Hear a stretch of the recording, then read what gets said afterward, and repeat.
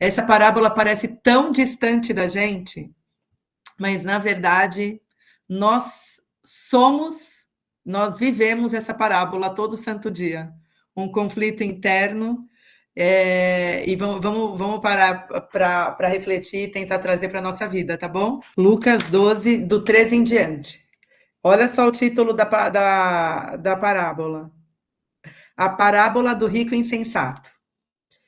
Alguém da multidão lhe disse: Mestre, diz ao meu irmão que divida a herança comigo. Aí Jesus respondeu: Homem, quem me designou juiz ou árbitro entre vocês? Então ele lhes disse: Cuidado, protejam-se contra todo tipo de ganância, porque a vida de um homem não consiste na quantidade dos seus bens. E então Jesus contou essa parábola. A terra de certo homem rico produziu muito. Ele pensou consigo mesmo: O que vou fazer? Não tenho onde armazenar a minha colheita. Assim, disse: Já sei o que eu vou fazer. Eu vou derrubar os meus celeiros e construir outros maiores. E ali guardarei toda a minha safra e todos os meus bens. E direi a mim mesmo: Você tem grande quantidade de bens armazenados para muitos anos. Descanse, coma, beba e alegre-se. Contudo, Deus lhe disse: Insensato, essa mesma noite a sua vida será exigida. Então, quem ficará com o que você preparou? Ou seja, aqui ele fala, louco, hoje mesmo pedirão a tua alma. Assim é com aquele que acumula tesouros para si, mas não é rico em relação a Deus. Eu vou orar para a gente começar. Senhor Jesus, obrigada, Pai, por essa palavra, obrigada porque essa palavra já confrontou tanto comigo nesses últimos dias, que a tua palavra hoje aqui encontre realmente lugar no nosso coração e que faça a gente mudar a perspectiva do nosso olhar, que a gente comece a olhar a nossa vida a partir da tua perspectiva. É o que eu te peço, em nome de Jesus. Amém. Parece tão distante, mas na verdade nós todas temos um rico insensato dentro de nós. E o que eu fiquei pensando muito nesses dias é o que é que tem roubado o nosso agora? Eu dei o tema dessa mensagem aqui, o que tem roubado o nosso agora? E a gente tem sido roubada com muitos pensamentos já do futuro, pensando muito no futuro, mas eu queria que a gente hoje refletisse sobre tudo isso. Lá naquela época, os rabinos, eles tinham mesmo o direito legal de decidir algumas coisas. Então, Jesus estava lá no meio daquele povo e aí falar, ai, Senhor, e aí, vai falar com meu irmão para ele repartir direito essa herança. Só que Jesus olhou para aquilo, para além do dinheiro. Ele olhou para o relacionamento, olhou para o coração daquele irmão. E ele viu que o dinheiro estava acima de tudo isso. E aí ele conta essa parábola para gente. E aí eu fui no Google, no Dr. Google, para descobrir o que era insensatez. E a insensatez, gente, quer dizer lá no dicionário de uma pessoa que não tem senso, não tem juízo, não tem discernimento, não tem razão. Os atos dessa pessoa, são contrários ao bom senso. É uma pessoa imprudente. Essa é uma pessoa insensata. É uma pessoa que não usa muito o juízo. Essa é a pessoa insensata. Esse rico da parábola, ele era um homem admirável. Admirável ele era. Vamos pensar? Era ou não era? Pô, ele era empreendedor. Olha o que ele conseguiu fazer, gente. Ele era um planejador. Ele planejou a vida dele, ele tinha uma visão já futurista, ele era um cara previdente. Esse cara era um cara que fazia planos, com certeza ele era daquele cara que colocava uma meta e perseguia a meta. Então, um cara disciplinado, um cara determinado. Esse era o rico. Tem problema a gente ser tudo isso que o rico foi? Não tem problema. Tem problema a gente querer ter uma liberdade financeira lá no futuro? Não tem problema. O problema é onde está o nosso coração. O problema é o quanto o ter tem guiado a nossa vida. O quanto que a gente tem se debruçado em cima do ter. O quanto o ter tem feito a gente julgar os outros e julgar a gente mesma. E aí eu ressaltei aqui alguns pontos sobre esse ter. Mas a pergunta que eu quero trazer antes é: quais celeiros será que a gente tem construído na nossa vida? Qual é o conteúdo desses celeiros da nossa vida? Para que a gente está construindo celeiros? E o que esses celeiros têm nos roubado ou têm nos dado? E aí a primeira coisa, o primeiro ponto que eu queria deixar aqui para a gente é: será que a vida consiste em ter? Em acumular, acumular, acumular, e quando você vai ver, você está acumulada de coisas. Acumulada de conhecimento, né? Existe essa obesidade aqui do conhecimento, a gente só aprende, aprende, aprende e não usa. Será que a gente está acumulando, então, diplomas, cursos, certificados? Será que a gente está querendo ter uma família perfeita? Então, a gente vai lá colocando no celeiro e deixando ela ser o centro da nossa vida? Será que é a nossa carreira? Será que é a nossa conta bancária? Será que são as viagens carimbadas lá no meu passaporte? O que eu tenho acumulado aí na minha vida?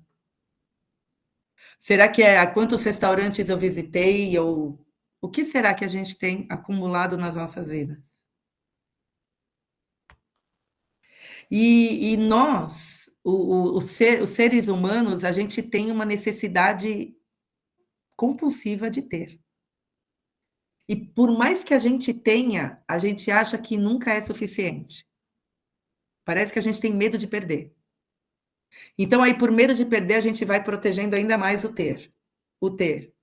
Porque, aí a gente acha que, esse curso ainda preciso de mais um curso, né?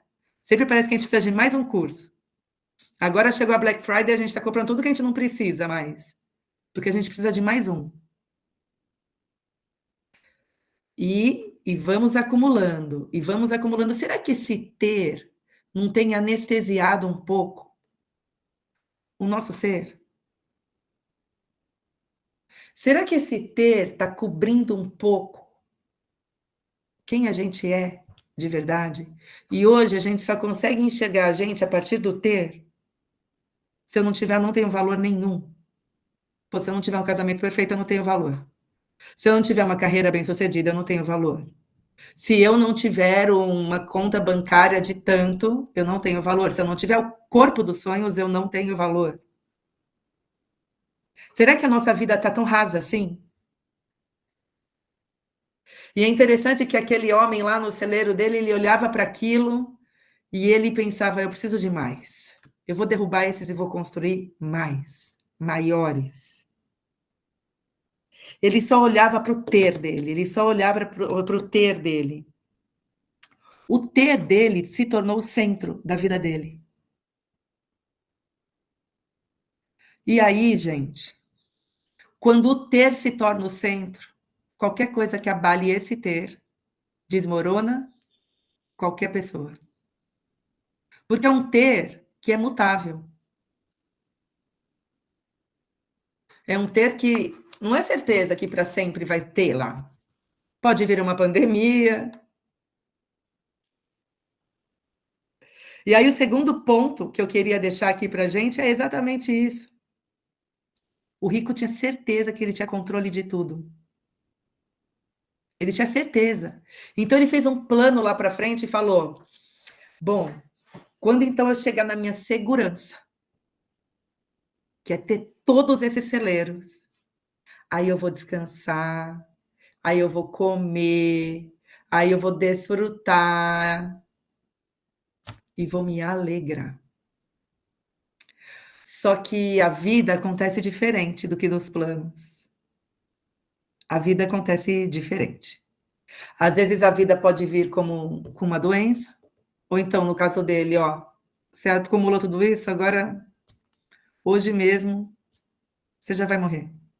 Você correu tanto, né, atrás do vento. Às vezes pode acontecer uma instabilidade no casamento. Às vezes a empresa não vai tão bem, e aí a tua carreira fica prejudicada. Coisas podem acontecer.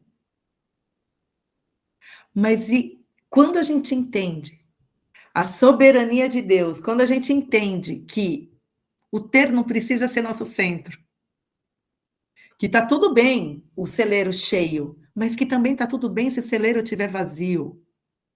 Porque não é sobre o conteúdo do celeiro, é sobre quem me dá a vida para eu ter celeiro, não ter celeiro, é sobre quem, sobre onde a minha alma de verdade se sacia, não no meu ter. Da fonte que é inesgotável, do que é imutável. É esse Deus. Ele é imutável. E o mais louco é o seguinte, que esse rico não reconhecia a mão de Deus em nenhum momento. Nenhum momento. Porque quando a gente lê o texto, ele fala: a terra produziu para ele ficar rico. A terra produziu. Ou seja, ele tinha que reconhecer que tudo veio dele, de Deus, tudo. E a gente também tem que reconhecer que tudo veio dele. Se a gente consegue trabalhar, se a gente consegue ter dons, ter talentos, às vezes a gente acumula, gente, dons, talentos, nosso dinheiro, nosso trabalho, nossa carreira. E aí, por que que a gente tem acumulado? Porque a gente está esquecendo de falar, poxa, veio dele, eu vou devolver para ele. Porque se eu acumular tudo isso sem um propósito, a vida vira sem sentido nenhum. Se Deus me deu um monte de dons e eu não usar para ele de volta, o que que valeu a vida? O que que valeu os dons que ele me deu? Se Deus me deu essa carreira para lá dentro eu ser bênção, ou para partir dessa carreira eu poder ser bênção, o que que adiantou essa carreira? Você acha mesmo que os seus dons e os seus talentos, eles são mais ou menos? Deus deu exatamente esses dons, esses talentos para você, porque ele sabia que você poderia usar do melhor jeito. Foi ele quem te deu. E às vezes a gente olha para o lado, gente, e a gente olha para o talento do outro e fala: "Ai, aquele talento é mais legal, vai". E a gente não está reconhecendo os presentes que a gente já tem ganhado da mão de Deus todos os dias. Para pensar agora em alguma coisa que você faz, que é tão linda e que você tem guardado para você, porque você acha que nem é tão linda assim.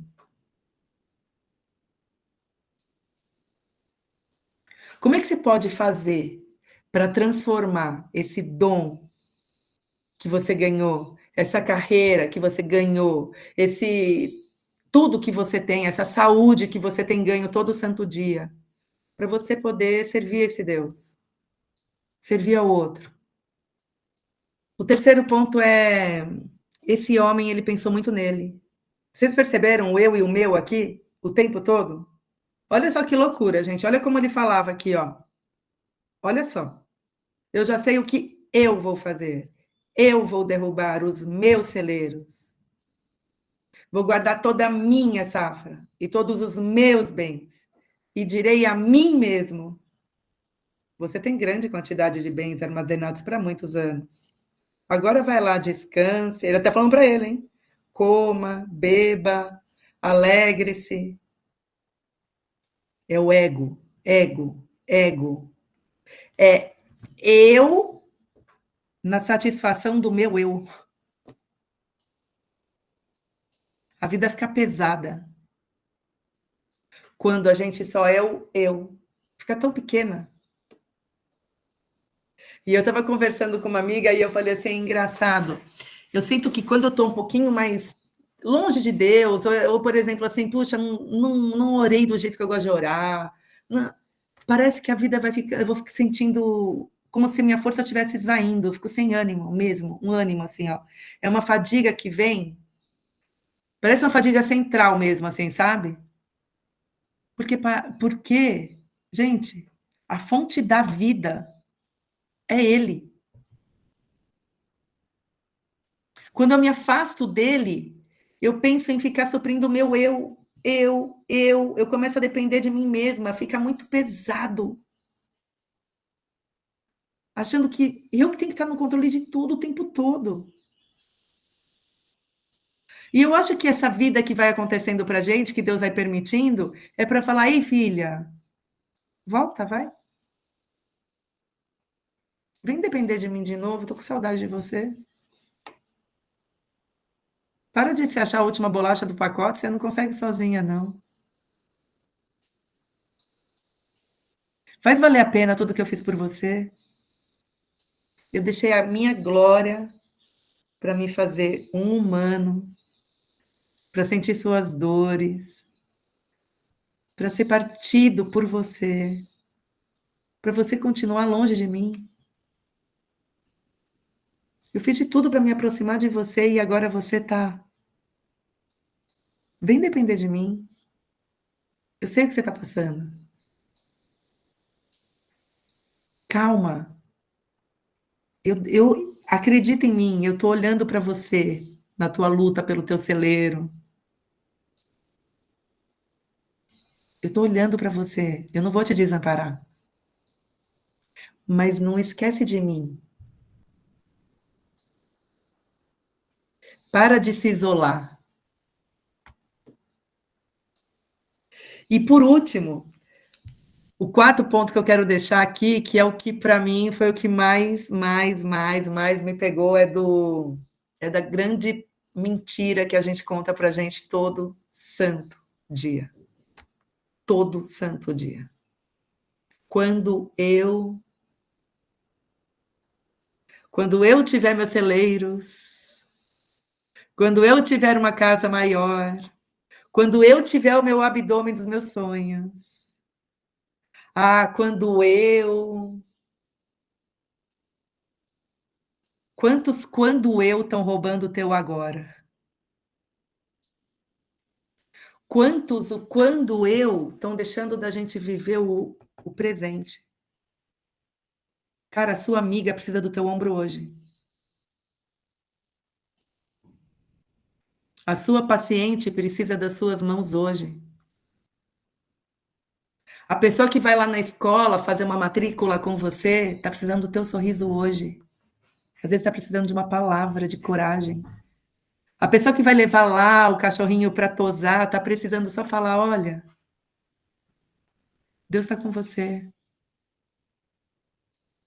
Através do teatro da Mirinha, Deus quer usar a Mirinha no TikTok, aqui com a gente. A Ana, cada pessoa que vai se hospedar, sentir o aconchego do lar, o acolhimento. Quando foi a última vez que uma pessoa se sentiu acolhida? Ela tem a oportunidade de acolher as pessoas. A Angélica, cada vez que atende uma cliente, a Pati, a Clau, minha mãe. A minha mãe, através do serviço de amor dela, com a família dela. Mostra Deus a partir dela. E sabe o que a Bíblia fala? Ó, quer comais, quer bebais. Tudo que você for fazer na tua vida, faça tudo para a glória de Deus. Vai fazer com excelência. Vai fazer para Ele. Não adianta encher celeiro. A gente não sabe. A gente não tem controle de tudo. A gente tem que ter intenção lá na frente. Mas a atenção é aqui. É hoje que a minha filha tem 14 anos. É hoje que o cachorrinho chega em casa. É hoje que a gente olha para o olho do nosso filho. É hoje que a gente pede perdão para o nosso marido. É hoje que ele precisa de uma palavra de admiração, de um jantarzinho gostoso, já pensou? Mas a gente tá o quê? Correndo atrás do vento, enquanto a gente corre só para nós mesmas. A gente pode ter celeiros muito cheios, mas que a gente tenha celeiros cheios de propósito. Senão, a vida não é nada. Eu, de verdade, eu não acredito que Deus fez a gente estar aqui nesse tempo, agora, nessa hora. Nessa geração, em 2025. Eu fico pensando, por que que eu não nasci em 1500? Juro, eu fico pensando nessas coisas. Porque Deus queria que eu nascesse agora, em 2025, que eu encontrasse vocês, que vocês fizessem sentido na minha vida, que a gente se relacionasse. E se vocês forem reparar, o rico era uma pessoa muito sozinha. Ele olhou tanto para ele mesmo, tanto, tanto, tanto, que ele se perdeu dele mesmo. Ele se perdeu da essência dele. Ele se perdeu de Deus. E ele se perdeu do outro. E ele perdeu o mais precioso, a vida que podia ser eterna, porque ele só olhou para a vida rasa e terrena. A vida é muito mais. A gente tem alma, gente. A vida é muito mais e a gente não vai conseguir se Deus não estiver com a gente. Não dá para conseguir. Então, que todos os dias, em primeiro lugar, a gente procure Ele. Eu peguei alguns versículos aqui na Bíblia para fechar tudo isso que eu falei aqui para vocês.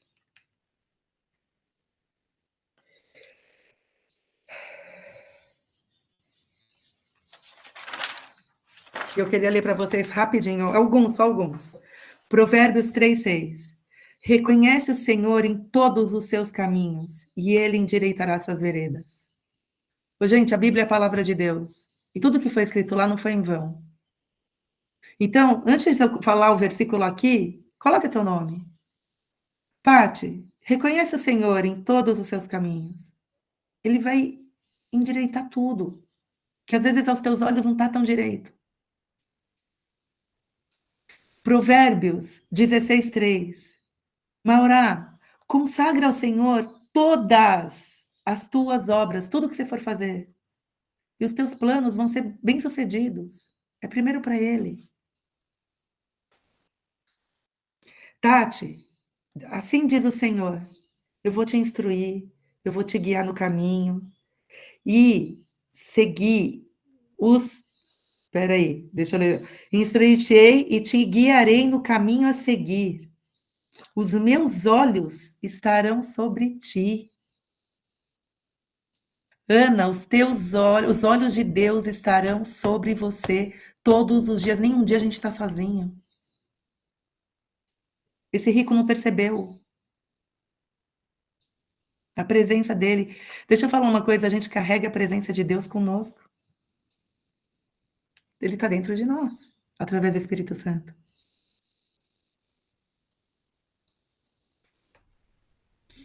Mi, não tema. Eu estou com você. Não tenha medo, pois eu sou o teu Deus. Para minha mãe, eu vou te fortalecer, eu vou te ajudar, eu vou te segurar pela minha mão direita e vitoriosa. Clau, o Senhor é o teu lugar seguro, onde você pode se esconder. Ele é o escudo que te protege.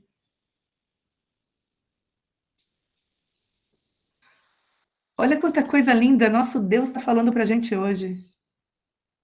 E a gente está com medo de viver a vida. Eu tenho medo mesmo de chegar lá no futuro e olhar para trás e falar: o que que eu fiz a minha vida?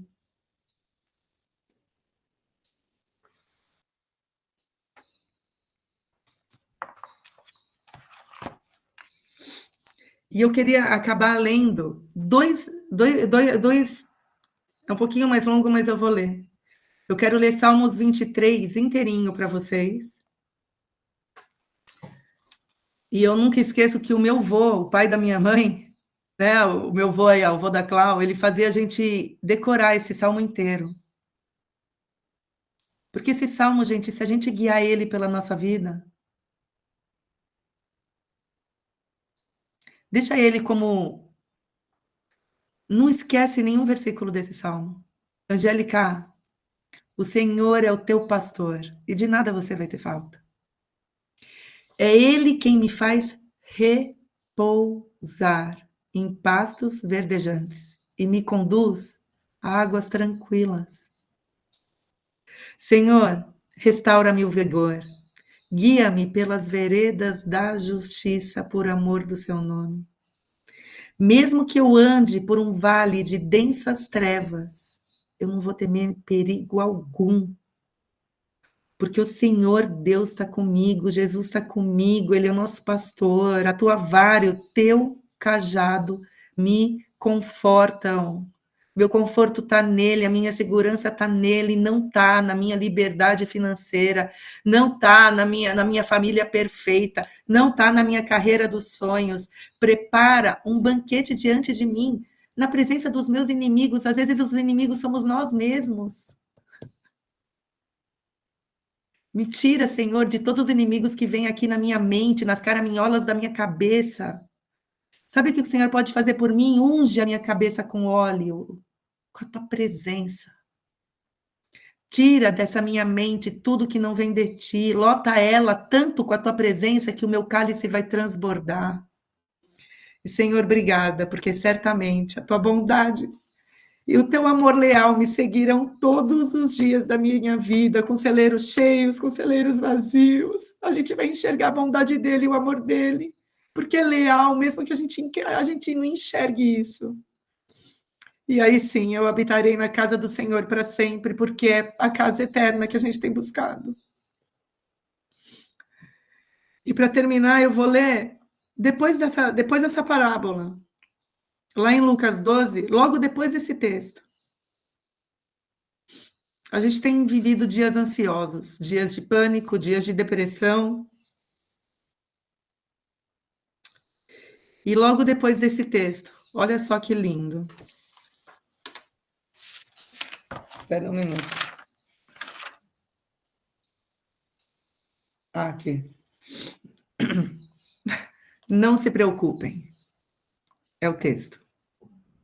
Logo depois, tá? Que ele falou. Antes ele acaba assim: assim é com aquele que acumula tesouros para si, mas não é rico em relação a Deus. Ou seja, ele é muito rico, mas ele é pobre.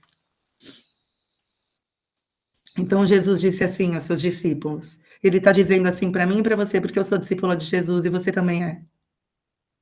Ele vai lá e fala assim para cada um deles, presta atenção.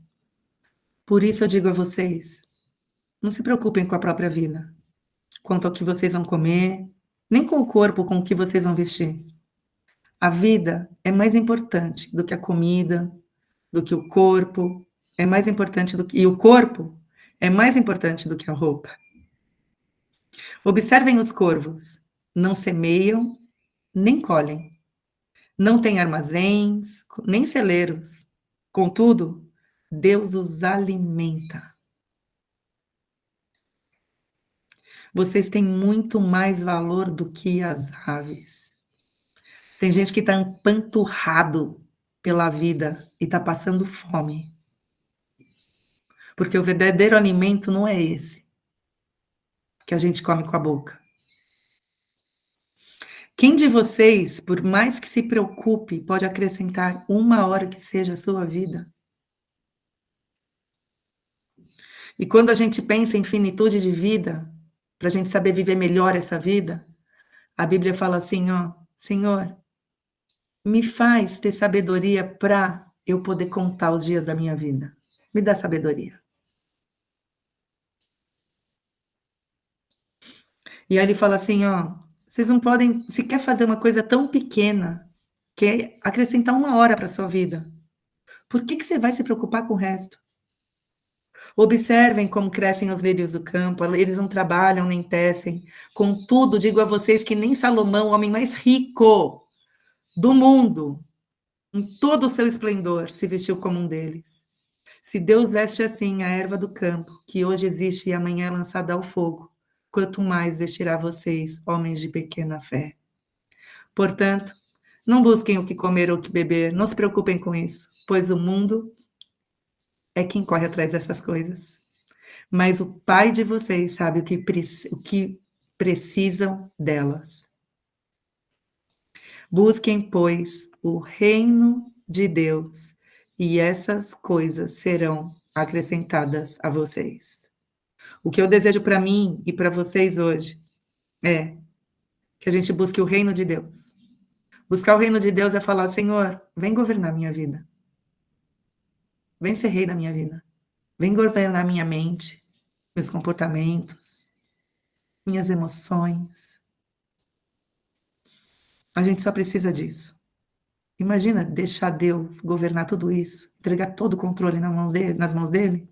É claro que o resto ele vai acrescentar. Porque quanto mais a gente deixar ele governar, mais a gente está devolvendo para ele tudo que ele tem dado. Vamos cantar hoje?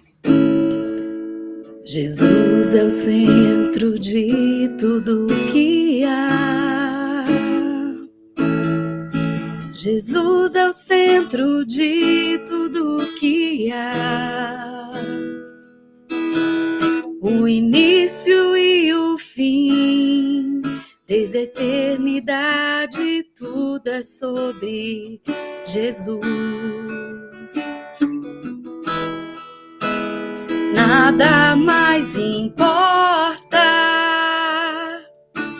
nada se compara a ti. Jesus, tu és o centro e tudo aponta para ti.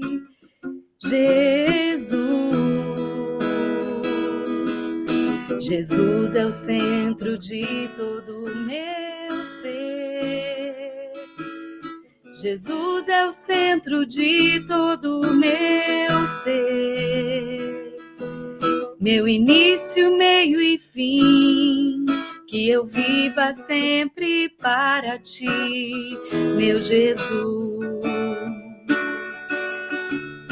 Jesus, nada mais importa,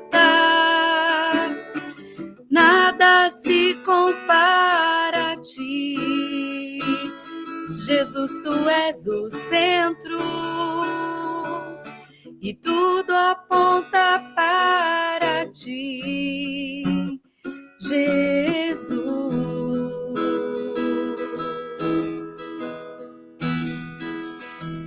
Jesus é o centro de tua igreja. Jesus é o centro de tua igreja.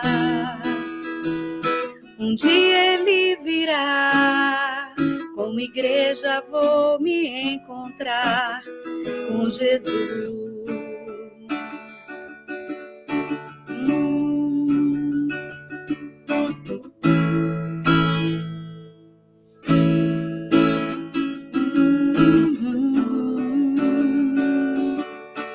Que meu coração, Cristo seja o centro e todo o meu ser mostre quem tu és. Que em meu coração Cristo seja o centro e todo o meu ser mostre quem tu és. Que em meu coração Cristo seja o centro e todo o meu ser mostre quem tu és. Jesus é o centro de tudo que sou. Amém. Gente, que linda, essa música é linda. Senhor Jesus, que o Senhor seja o centro, Pai, que o nosso coração aponte para Ti, Senhor, todos os dias da nossa vida. Senhor, nos capacita, nos dê capacidade mesmo para sermos iguais ao rico. O rico que era determinado, que era disciplinado, que planejava, mas que em todos esses planos o Senhor esteja presente, que em todos eles tenhamos um propósito, que é glorificar o Teu nome, que é apontar para Ti, Pai, o tempo todo. Que a gente possa usar os nossos recursos mesmo para ser mão estendida para quem precisa, que a gente use as nossas habilidades, Senhor, para transformar vidas aqui fora, para contribuir para esse mundo já em 2025, onde o Senhor colocou a gente. Que a gente, Pai, onde os nossos pés pisem, Senhor, a gente possa mostrar da Tua paz, que o mundo tem buscado tanto, da Tua alegria, que o mundo tem buscado tanto e que dá para viver isso no hoje. O Senhor também nos fez para desfrutar, Senhor. Então, que a gente possa aprender a viver do melhor jeito, do projeto que o Senhor designou para cada uma de nós aqui. Então, usa cada uma de nós para louvor e honra do Teu próprio nome, Senhor. E que a gente pare de entesourar para nós mesmas, a gente mesma, o nosso ego. E que a gente aprenda a acumular tesouros aí no céu. Valores eternos para as nossas vidas. Abençoa cada mulher que está aqui, Senhor. Enche a vida delas, unge a cabeça delas, Pai. Que a Tua presença, Senhor, pulse, Senhor, no coração delas, que elas possam realmente perceber a Tua presença, o Teu amor, que constrange a gente, a Tua paz, Senhor, que vai além do que a nossa mente pode alcançar, Senhor. Que o Senhor faça isso transbordar na vida de cada uma, transbordar nos lares de cada uma aqui, Senhor, nas decisões. Que o Senhor esteja guiando cada uma aqui. Em nome de Jesus. Amém e amém. Ô, gente, que bênção.